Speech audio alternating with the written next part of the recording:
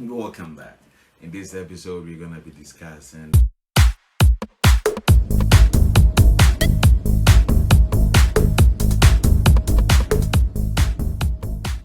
The teachings of these readings are not sacramental, so far as they go beyond the realm of morality into those of other domains of thought and truth.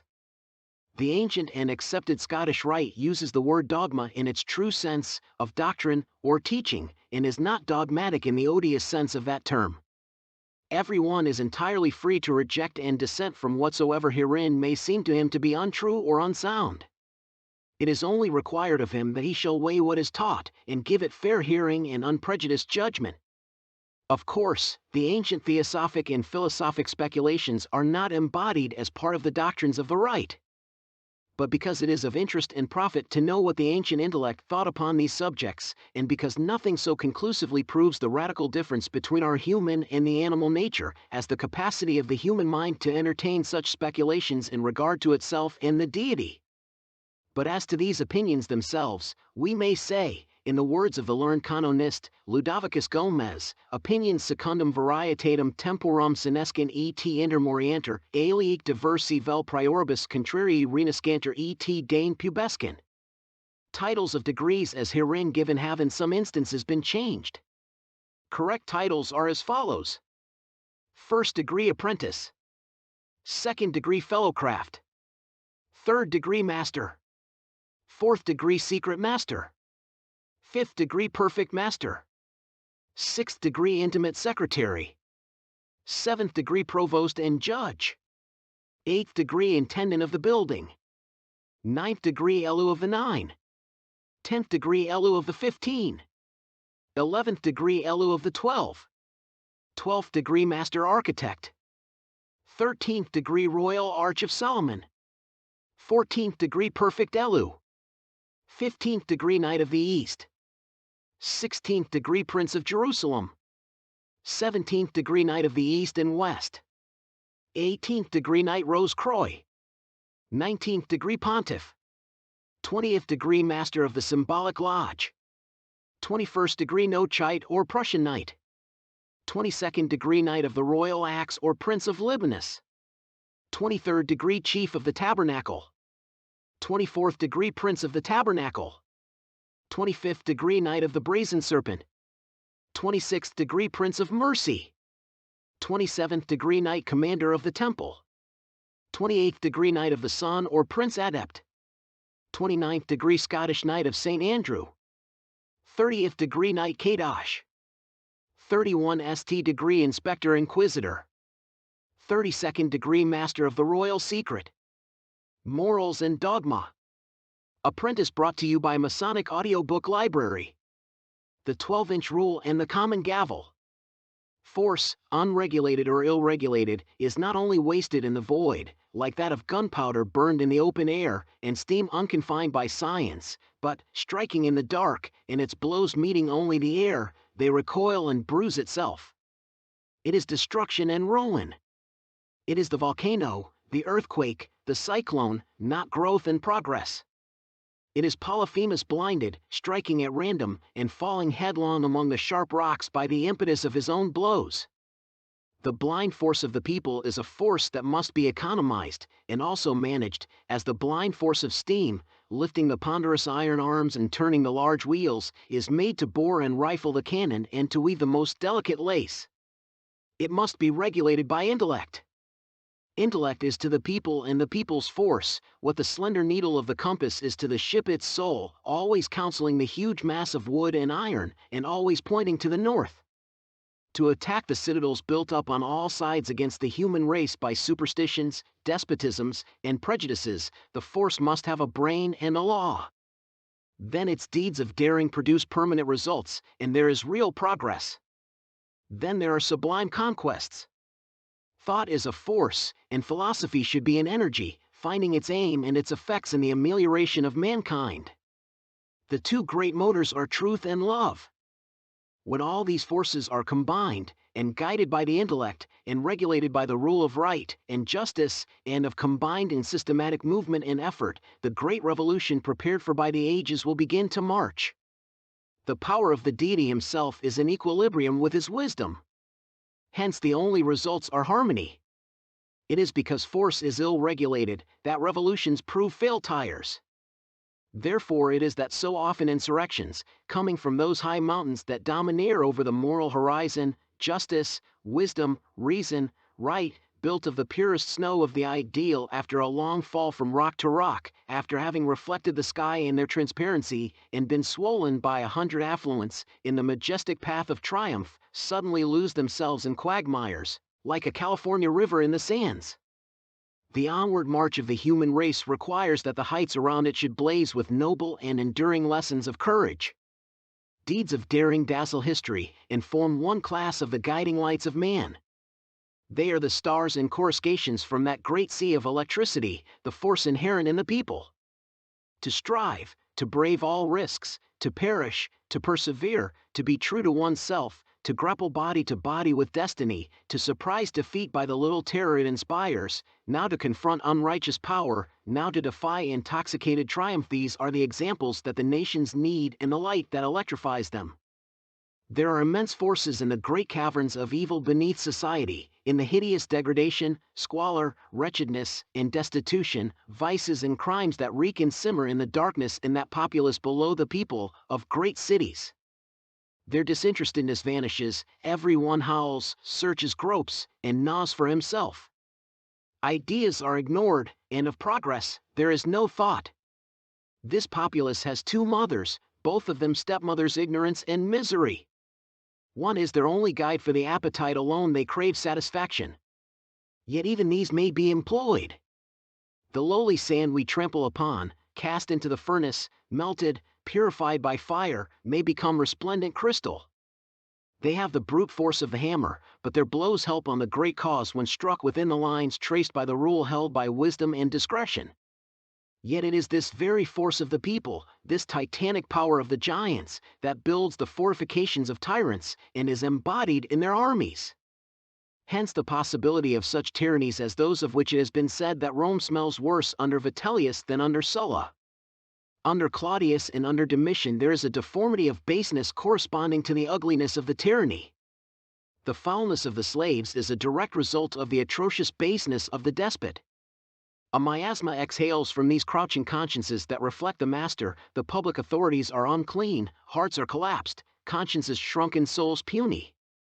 This is so under Caracalla, it is so under Commodus, it is so under Heliogabalus, while from the Roman Senate, under Caesar, there comes only the rank odor peculiar to the eagle's eyrie. It is the force of the people that sustains all these despotisms, the basest as well as the best. That force acts through armies, and these oftener enslave than liberate. Despotism there applies the rule.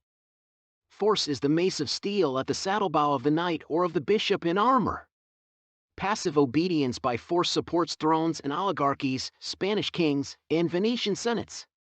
Might, in an army wielded by tyranny, is the enormous sum total of utter weakness, and so humanity wages war against humanity, in despite of humanity. So a people willingly submits to despotism, and its workmen submit to be despised, and its soldiers to be whipped. Therefore it is that battles lost by a nation are often progress attained. Less glory is more liberty. When the drum is silent, reason sometimes speaks. Tyrants use the force of the people to chain and subjugate, that is, and yoke the people. Then they plow with them as men do with oxen yoked. Thus the spirit of liberty and innovation is reduced by bayonets, and principles are struck dumb by cannon shot, while the monks mingle with the troopers, and the church, militant and jubilant, Catholic or Puritan, sings Te Deums for victories over rebellion. The military power, not subordinate to the civil power, again the hammer or mace of force, independent of the rule, is an armed tyranny, born full grown, as Athene sprung from the brain of Zeus. It spawns a dynasty, and begins with Caesar to rot into Vitellius and Commodus. At the present day, it inclines to begin where formerly dynasties ended. Constantly the people put forth immense strength, only to end in immense weakness. The force of the people is exhausted in indefinitely prolonging things long since dead, in governing mankind by embalming old dead tyrannies of faith, restoring dilapidated dogmas, regilding faded, worm-eaten shrines, whitening and rouging ancient and barren superstitions, saving society by multiplying parasites, perpetuating superannuated institutions, enforcing the worship of symbols as the actual means of salvation, and tying the dead corpse of the past, mouth to mouth, with the living present. Therefore it is that it is one of the fatalities of humanity to be condemned to eternal struggles with phantoms, with superstitions, bigotries, hypocrisies, prejudices, the formulas of error, and the pleas of tyranny. Despotisms, seen in the past, become respectable, as the mountain, bristling with volcanic rock, rugged and horrid, seen through the haze of distance, is blue and smooth and beautiful. The sight of a single dungeon of tyranny is worth more, to dispel illusions, and create a holy hatred of despotism, and to direct force aright, than the most eloquent volumes. The French should have preserved the Bastille as a perpetual lesson. Italy should not destroy the dungeons of the Inquisition. The force of the people maintained the power that built its gloomy cells and placed the living in their granite sepulchres. The force of the people cannot, by its unrestrained and fitful action, maintain and continue in action and existence a free government once created. That force must be limited, restrained, conveyed by distribution into different channels, and by roundabout courses, to outlets, whence it is to issue as the law, action, and decision of the state, as the wise old Egyptian kings conveyed in different canals, by subdivision, the swelling waters of the Nile, and compelled them to fertilize and not devastate the land. There must be the jus et norma, the law and rule, or gauge, of constitution and law, within which the public force must act. Make a breach in either, and the great steam hammer, with its swift and ponderous blows, crushes all the machinery to atoms, and, at last, wrenching itself away, lies inert and dead amid the ruin it has wrought. The force of the people or the popular will, in action and exerted, symbolized by the gavel. Regulated and guided by and acting within the limits of law and order, symbolized by the 24 INCH rule, has for its fruit liberty, equality, and fraternity. Liberty regulated by law, equality of rights in the eye of the law, brotherhood with its duties and obligations as well as its benefits. You will hear shortly of the rough ashlar and the perfect ashlar as part of the jewels of the lodge. The rough ashlar is said to be a stone, as taken from the quarry, in its rude and natural state.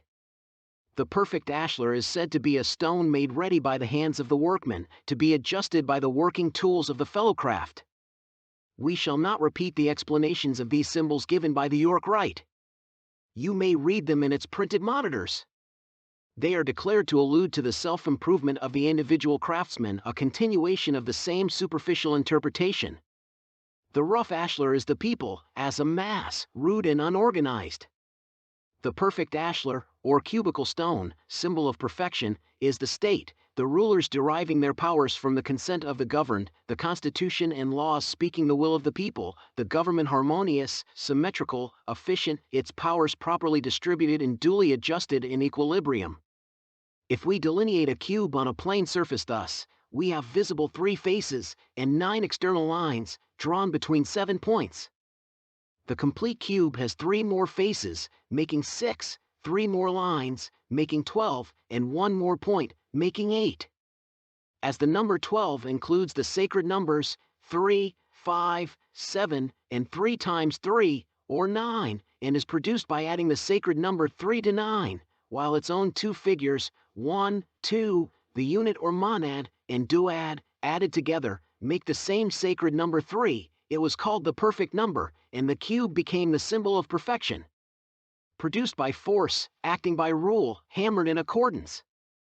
With lines measured by the gauge, out of the rough ashlar, it is an appropriate symbol of the force of the people, expressed as the constitution and law of the state, and of the state itself. The 3 visible faces represent the 3 departments: the executive, which executes the laws; the legislative, which makes the laws; the judiciary, which interprets the laws, applies and enforces them, between man and man, between the state and the citizens. The 3 invisible faces are liberty, equality, and fraternity, the threefold soul of the state, its vitality, spirit, and intellect. Though Masonry neither usurps the place of, nor apes religion, prayer is an essential part of our ceremonies. It is the aspiration of the soul toward the absolute and infinite intelligence, which is the one supreme deity, most feebly and misunderstandingly characterized as an architect. Certain faculties of man are directed toward the unknown: thought, meditation, prayer. The unknown is an ocean, of which conscience is the compass. Thought, meditation, prayer are the great mysterious pointings of the needle. It is a spiritual magnetism that thus connects the human soul with the deity. These majestic irradiations of the soul pierce through the shadow toward the light. It is but a shallow scoff to say that prayer is absurd, because it is not possible for us, by means of it, to persuade God to change His plans. He produces foreknown and foreintended effects by the instrumentality of the forces of nature, all of which are His forces. Our own are part of these. Our free agency and our will are forces. We do not absurdly cease to make efforts to attain wealth or happiness, prolong life, and continue health, because we cannot by any effort change what is predestined. If the effort also is predestined, it is not the less our effort, made of our free will. So, likewise, we pray. Will is a force. Thought is a force. Prayer is a force. Why should it not be of the law of God that prayer, like faith and love, should have its effects? Man is not to be comprehended as a starting point or progress as a goal without those two great forces, faith and love. Prayer is sublime. Orisons that beg and clamor are pitiful. To deny the efficacy of prayer is to deny that of faith, love, and effort. Yet the effects produced, when our hand, moved by our will, launches a pebble into the ocean, never cease, and every uttered word is registered for eternity upon the invisible air. Every lodge is a temple, and as a whole, and in its details symbolic. The universe itself supplied man with the model for the first temples reared to the divinity. The arrangement of the Temple of Solomon, the symbolic ornaments which formed its chief decorations, and the dress of the high priest, all had reference to the order of the universe, as then understood. The temple contained many emblems of the seasons: the sun, the moon, the planets, the constellations Ursa Major and Minor, the zodiac, the elements, and the other parts of the world. It is the master of this lodge, of the universe, Hermes, of whom Q_RU_M is the representative, that is one of the lights of the lodge. For further instruction as to the symbolism of the heavenly bodies, and of the sacred numbers, and of the temple and its details, you must wait patiently until you advance in Masonry, in the meantime exercising your intellect in studying them for yourself. To study and seek to interpret correctly the symbols of the universe is the work of the sage and philosopher. It is to decipher the writing of God and penetrate into His thoughts. This is what is asked and answered in our catechism in regard to the lodge. A lodge is defined to be an assemblage of Freemasons, duly congregated, having the sacred writings, square and compass, and a charter or warrant of constitution authorizing them to work. The room or place in which they meet, representing some part of King Solomon's temple, is also called the lodge, and it is that we are now considering. It is said to be supported by three great columns: wisdom, force or strength, and beauty, represented by the master, the senior warden, and the junior warden, and these are said to be the columns that support the lodge, because wisdom, strength, and beauty are the perfections of everything, and nothing can endure without them. Because, the York Rite says, it is necessary that there should be wisdom to conceive, strength to support, and beauty to adorn all great and important undertakings. Know ye not, says the Apostle Paul, that ye are the temple of God, and that the Spirit of God dwelleth in you? If any man desecrate the temple of God, him shall God destroy, for the temple of God is holy, which temple ye are. The wisdom and power of the deity are in equilibrium. The laws of nature and the moral laws are not the mere despotic mandates of His omnipotent will, for then they might be changed by Him, and order become disorder, and good and right become evil and wrong, honesty and loyalty, vices, and fraud, ingratitude, and vice, virtues. Omnipotent power, infinite and existing alone, would necessarily not be constrained to consistency. Its decrees and laws could not be immutable. The laws of God are not obligatory on us because they are the enactments of His power or the expression of His will, but because they express His infinite wisdom. They are not right because they are His laws, but His laws because they are right. From the equilibrium of infinite wisdom and infinite force results perfect harmony in physics and in the moral universe. Wisdom, power, and harmony constitute one Masonic triad. They have other and profounder meanings that may at some time be unveiled to you. As to the ordinary and commonplace explanation, it may be added that the wisdom of the architect is displayed in combining, as only a skillful architect can do, and as God has done everywhere, for example, in the tree, the human frame, the egg, the cells of the honeycomb strength, with grace, beauty, symmetry, proportion, lightness, ornamentation.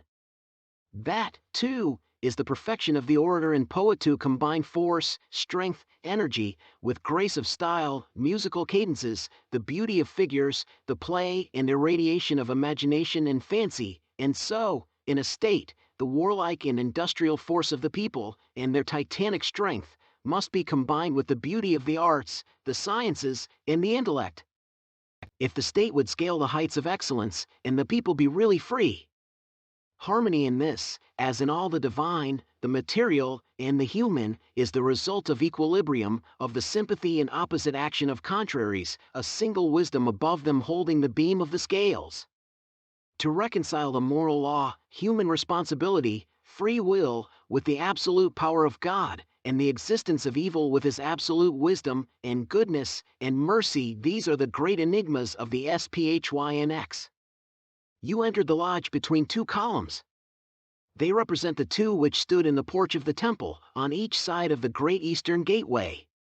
These pillars, of bronze, for fingers' breadth and thickness, were, according to the most authentic account that in the first and that in the second book of Kings, confirmed in Jeremiah 18 cubits high, with a capital 5 cubits high. The shaft of each was 4 cubits in diameter. A cubit is 1 foot and 707/1000.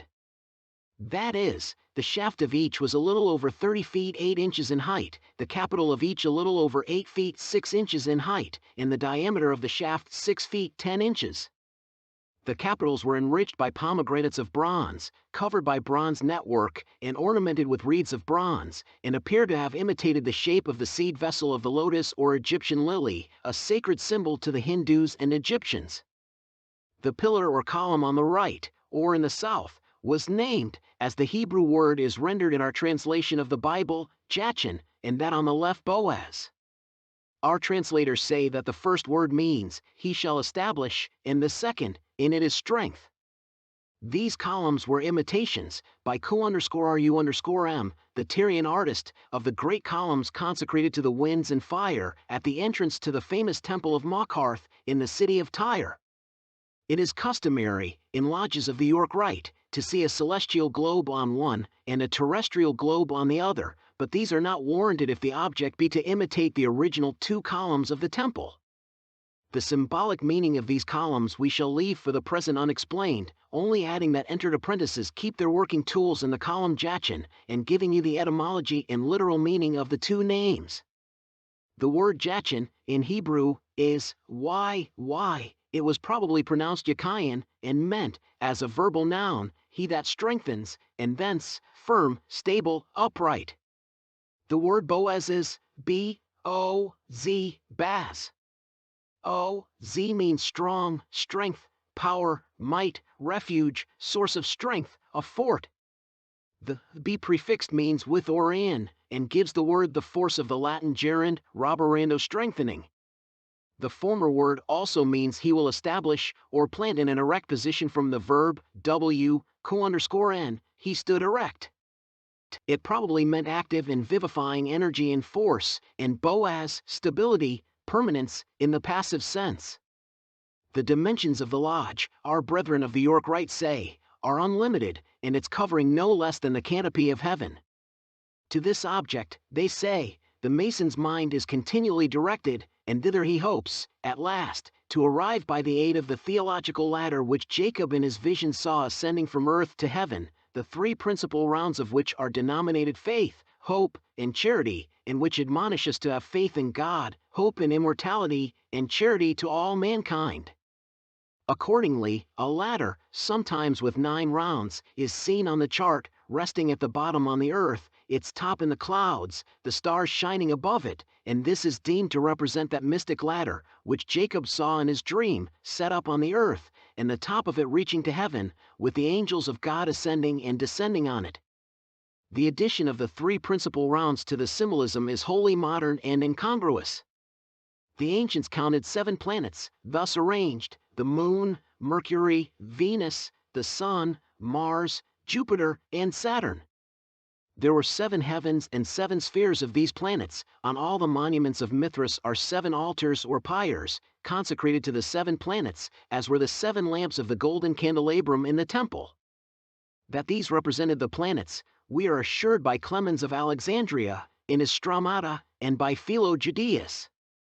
To return to its source in the infinite, the human soul, the ancients held, had to ascend, as it had descended, through the 7 spheres. The ladder by which it reascends has, according to Marsilius Ficinus, in his commentary on the Ennead of Plotinus, 7 degrees or steps, and in the Mysteries of Mithras, carried to Rome under the emperors. The ladder, with its 7 rounds, was a symbol referring to this ascent through the spheres of the 7 planets. Jacob saw the spirits of God ascending and descending on it, and above it the deity himself. The Mithraic mysteries were celebrated in caves, where gates were marked at the 4 equinoctial and solstitial points of the zodiac, and the 7 planetary spheres were represented, which souls needs must traverse in descending from the heaven of the fixed stars to the elements that envelop the earth, and 7 gates were marked, 1 for each planet, through which they pass, in descending or returning. We learn this from Celsus, in Origen, who says that the symbolic image of this passage among the stars, used in the Mithraic mysteries, was a ladder reaching from earth to heaven, divided into 7 steps or stages, to each of which was a gate, and at the summit an 8th one, that of the fixed stars. The symbol was the same as that of the 7 stages of Borsippa, the pyramid of vitrified brick, near Babylon, built of 7 stages, and each of a different color. In the Mithraic ceremonies, the candidate went through 7 stages of initiation, passing through many fearful trials, and of these, the high ladder with 7 rounds or steps was the symbol. You see the lodge, its details and ornaments, by its lights. You have already heard what these lights, the greater and lesser, are said to be, and how they are spoken of by our brethren of the York Rite. The Holy Bible, square, and compasses are not only styled the great lights in Masonry, but they are also technically called the furniture of the lodge, and, as you have seen, it is held that there is no lodge without them. This has sometimes been made a pretext for excluding Jews from our lodges because they cannot regard the New Testament as a holy book. The Bible is an indispensable part of the furniture of a Christian lodge, only because it is the sacred book of the Christian religion. The Hebrew Pentateuch in a Hebrew lodge, and the Quran in a Mohammedan one, belong on the altar, and one of these, and the square and compass, properly understood, are the great lights by which a Mason must walk and work. The obligation of the candidate is always to be taken on the sacred book or books of his religion, that he may deem it more solemn and binding, and therefore it was that you were asked of what religion you were. We have no other concern with your religious creed. The square is a right angle, formed by 2 right lines. It is adapted only to a plane surface and belongs only to geometry, earth measurement, that trigonometry which deals only with planes, and with the earth, which the ancients supposed to be a plane. The compass describes circles and deals with spherical trigonometry, the science of the spheres and heavens. The former, therefore, is an emblem of what concerns the earth and the body, the latter of what concerns the heavens and the soul.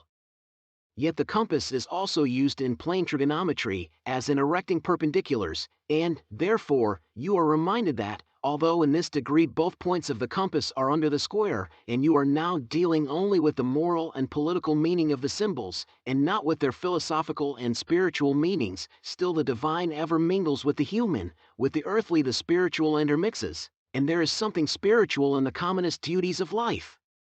The nations are not bodies politic alone, but also souls politic, and woe to that people which, seeking the material only, forgets that it has a soul.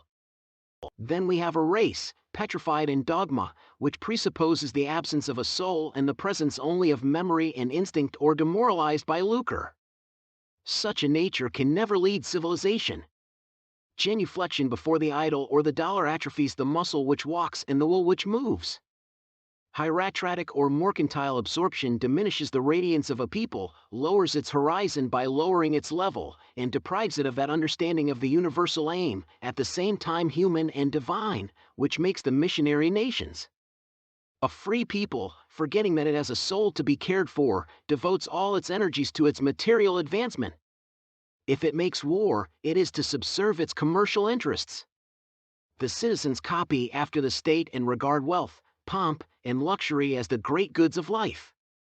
Such a nation creates wealth rapidly and distributes it badly.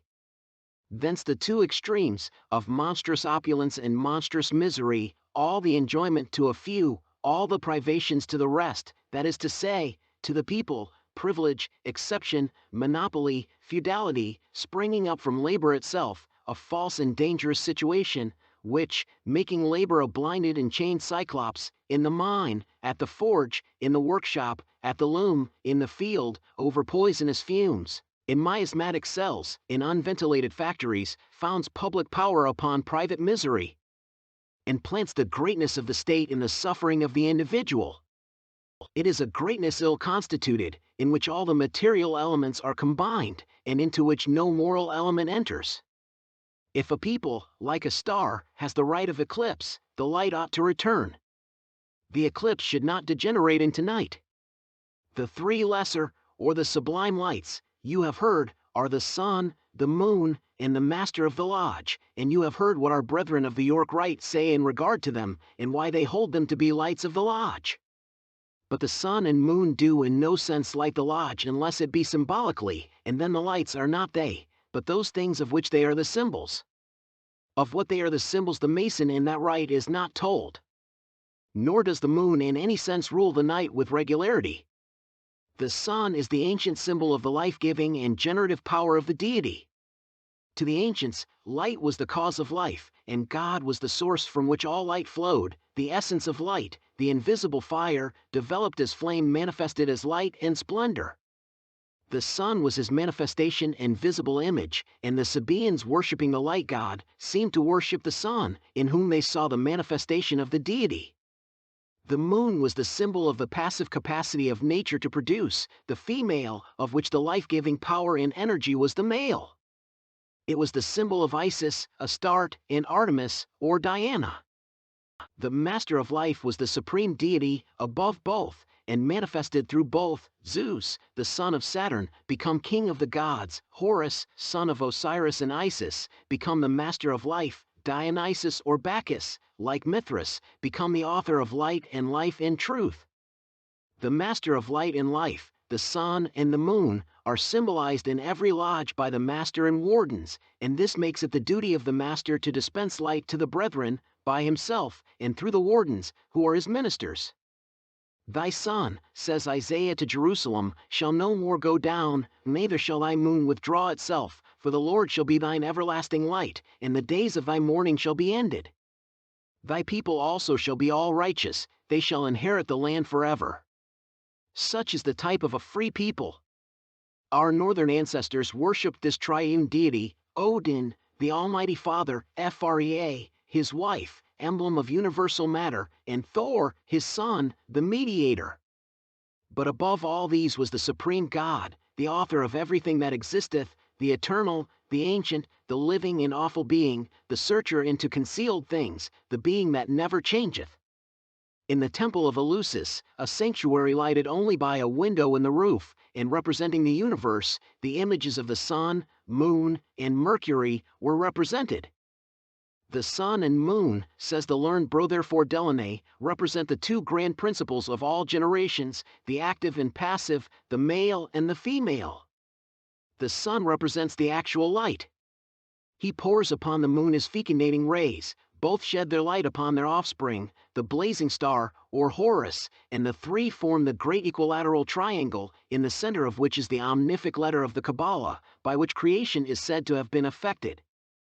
The ornaments of a lodge are said to be the mosaic pavement, the indented tessel, and the blazing star. The mosaic pavement, checkered in squares or lozenges, is said to represent the ground floor of King Solomon's temple, and the indented tessel that beautiful tessellated border which surrounded it. The blazing star in the center is said to be an emblem of divine providence and commemorative of the star which appeared to guide the wise men of the East to the place of our Savior's nativity.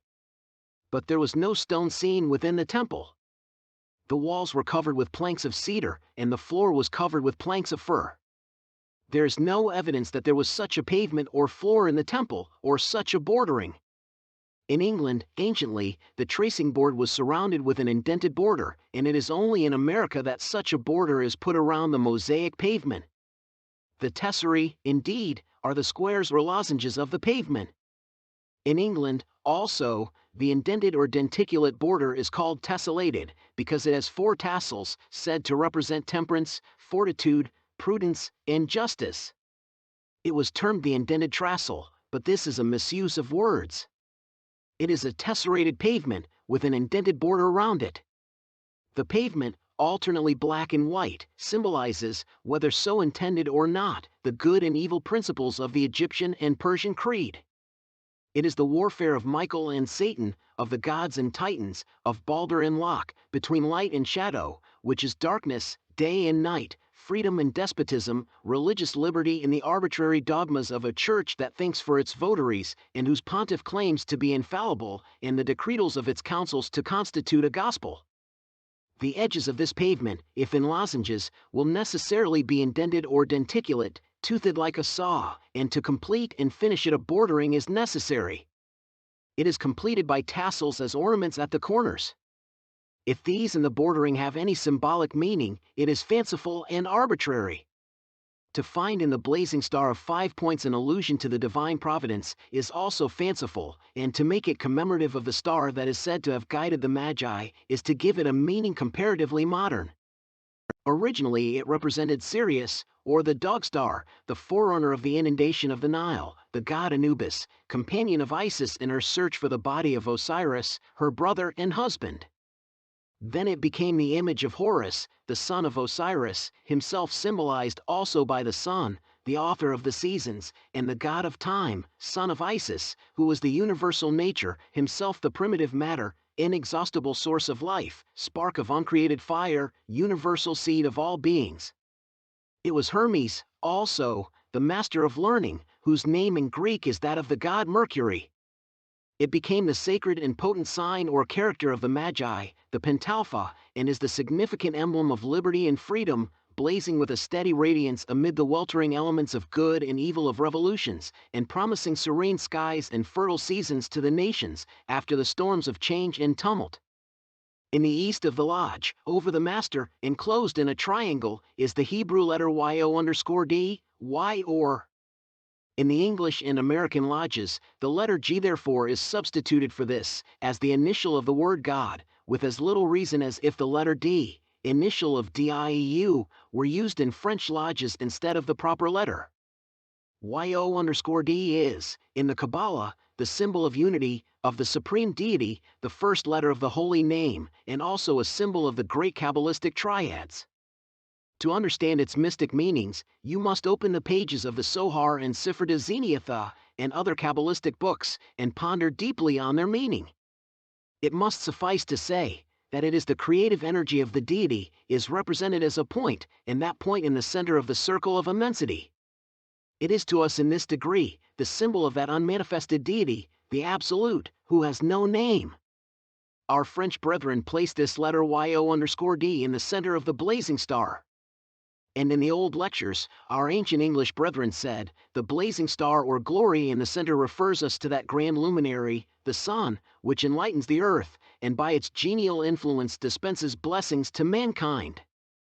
They called it also in the same lectures, an emblem of prudence. The word prudentia means, in its original and fullest signification, foresight, and, accordingly, the blazing star has been regarded as an emblem of omniscience, or the all-seeing eye, which to the Egyptian initiates was the emblem of Osiris, the creator. With the YO_D in the center, it has the Kabbalistic meaning of the divine energy, manifested as light, creating the universe. The jewels of the lodge are said to be 6 in number. 3 are called movable, and 3 immovable. The square, the level, and the plumb were anciently and properly called the movable jewels, because they pass from one brother to another. It is a modern innovation to call them immovable because they must always be present in the lodge. The immovable jewels are the rough ashlar, the perfect ashlar or cubical stone, or, in some rituals, the double cube, and the tracing board, or trestle board. Of these jewels, our brethren of the York Rite say, the square inculcates morality, the level, equality, and the plumb, rectitude of conduct. Their explanation of the immovable jewels may be read in their monitors. Our brethren of the York Rite say that there is represented in every well-governed lodge a certain point, within a circle, the point representing an individual brother, the circle, the boundary line of his conduct, beyond which he is never to suffer his prejudices or passions to betray him. This is not to interpret the symbols of Masonry.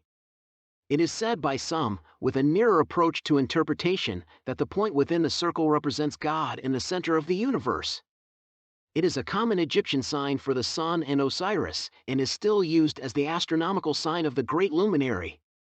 In the Kabbalah, the point is YO_D, the creative energy of God, irradiating with light the circular space which God, the universal light, left vacant, wherein to create the worlds, by withdrawing his substance of light back on all sides from one point. Our brethren add that this circle is embordered by 2 perpendicular parallel lines, representing St. John the Baptist and St. John the Evangelist, and upon the top rest the Holy Scriptures, an open book.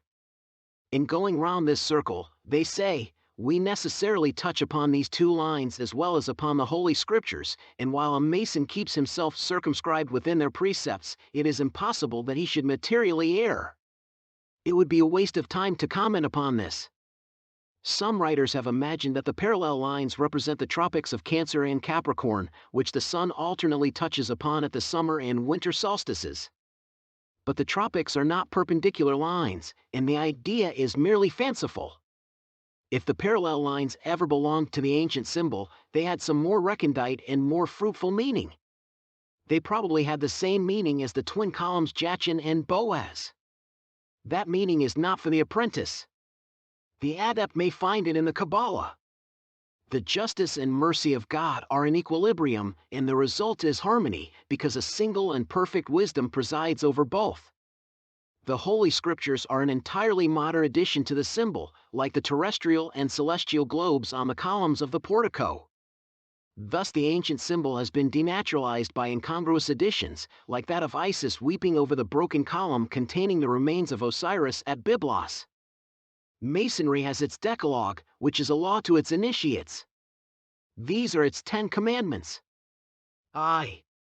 Circled plus therefore God is the eternal, omnipotent, immutable wisdom and supreme intelligence and exhaustless love. Thou shalt adore, revere, and love him.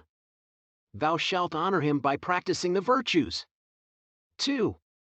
Therefore thy religion shall be, to do good because it is a pleasure to thee, and not merely because it is a duty.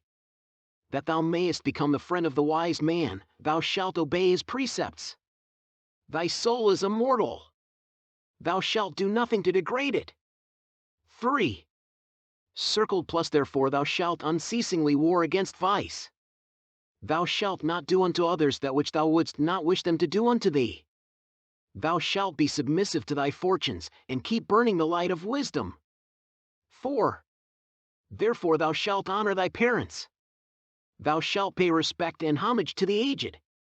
Thou shalt instruct the young. Thou shalt protect and defend infancy and innocence. V.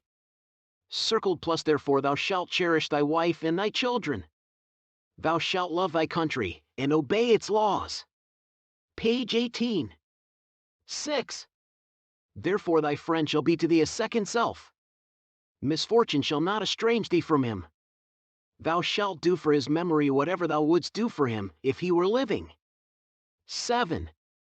Circled plus therefore thou shalt avoid and flee from insincere friendships. Thou shalt in everything refrain from excess. Thou shalt fear to be the cause of a stain on thy memory. 8. Therefore thou shalt allow no passions to become thy master. Thou shalt make the passions of others profitable lessons to thyself. Thou shalt be indulgent to error. 9. Circled plus therefore thou shalt hear much, thou shalt speak little, thou shalt act well. Thou shalt forget injuries. Thou shalt render good for evil. Thou shalt not misuse either thy strength or thy superiority. X.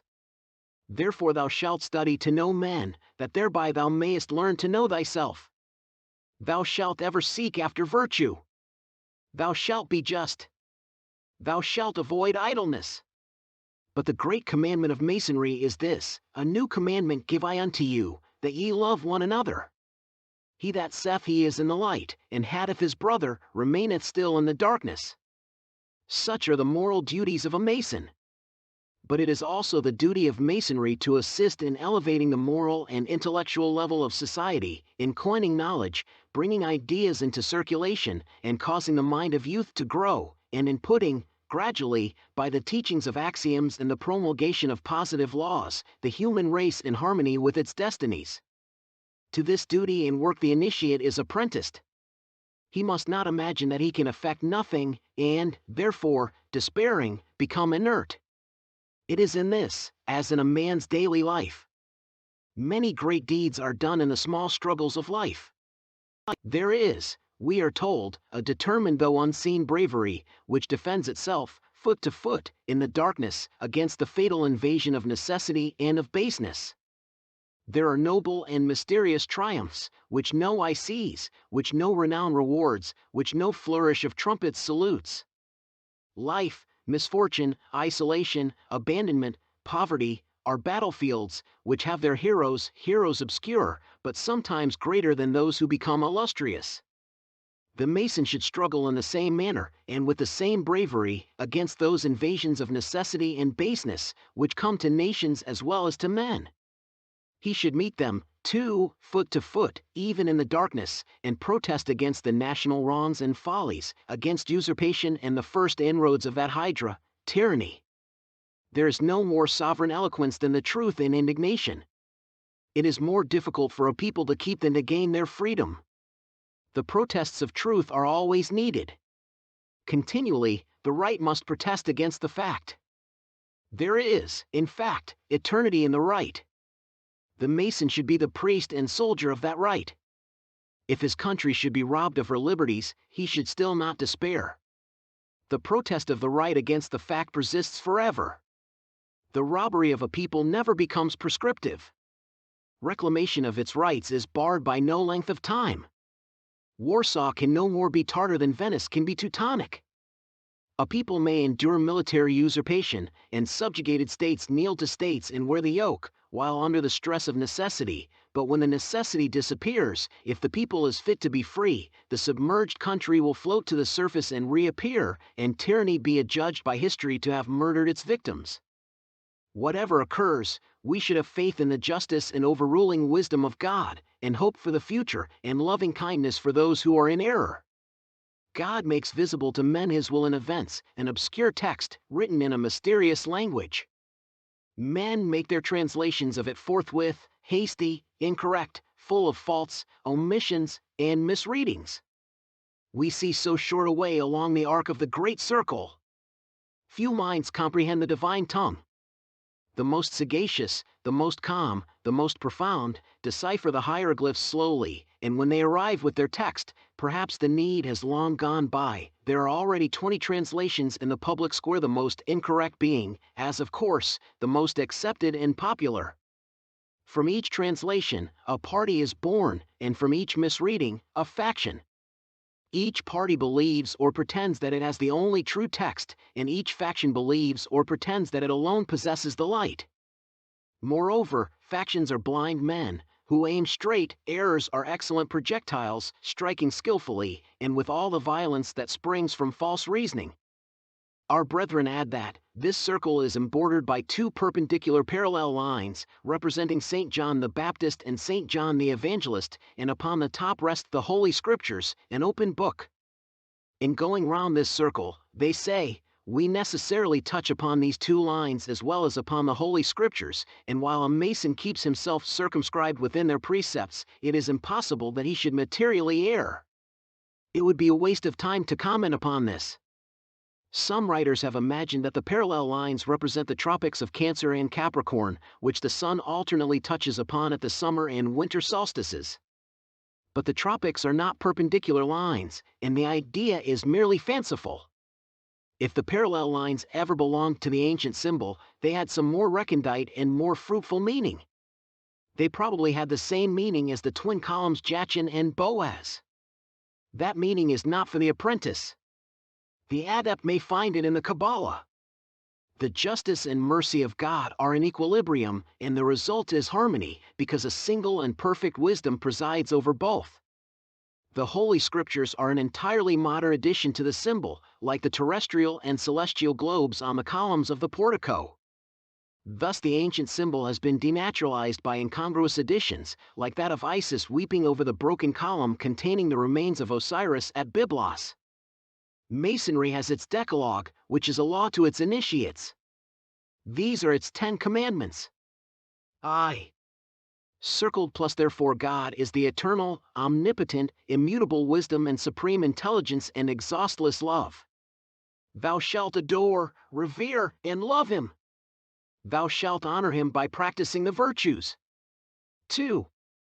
Therefore thy religion shall be, to do good because it is a pleasure to thee, and not merely because it is a duty. That thou mayest become the friend of the wise man, thou shalt obey his precepts. Thy soul is immortal. Thou shalt do nothing to degrade it. 3. Circled plus therefore thou shalt unceasingly war against vice. Thou shalt not do unto others that which thou wouldst not wish them to do unto thee. Thou shalt be submissive to thy fortunes, and keep burning the light of wisdom. 4. Therefore thou shalt honor thy parents. Thou shalt pay respect and homage to the aged. Thou shalt instruct the young. Thou shalt protect and defend infancy and innocence. V. Circled plus therefore thou shalt cherish thy wife and thy children. Thou shalt love thy country, and obey its laws. Page 18. 6.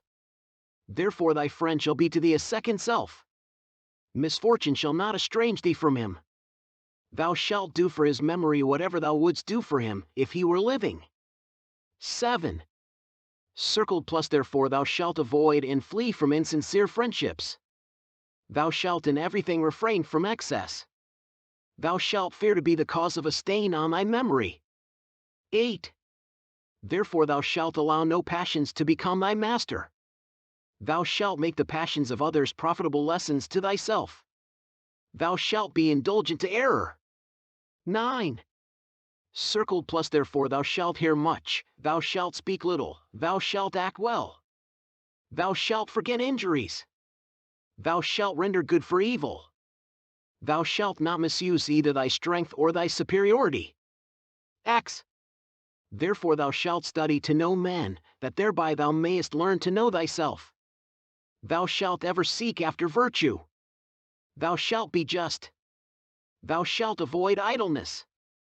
But the great commandment of Masonry is this: a new commandment give I unto you, that ye love one another. He that saith he is in the light, and hateth his brother, remaineth still in the darkness. Such are the moral duties of a Mason.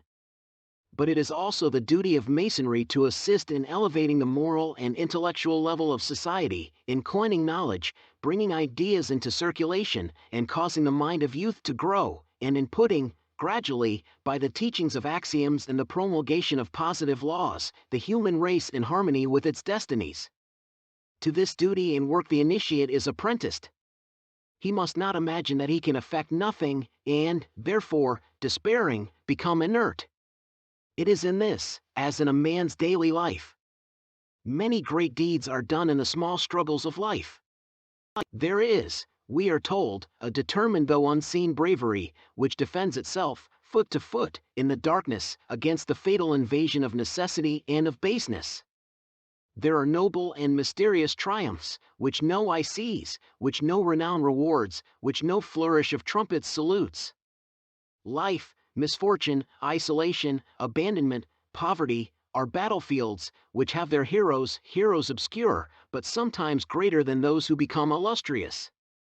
The Mason should struggle in the same manner, and with the same bravery, against those invasions of necessity and baseness, which come to nations as well as to men.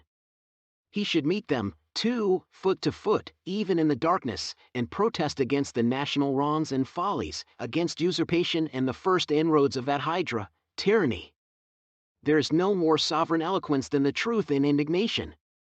It is more difficult for a people to keep than to gain their freedom. The protests of truth are always needed. Continually, the right must protest against the fact. There is, in fact, eternity in the right. The Mason should be the priest and soldier of that right.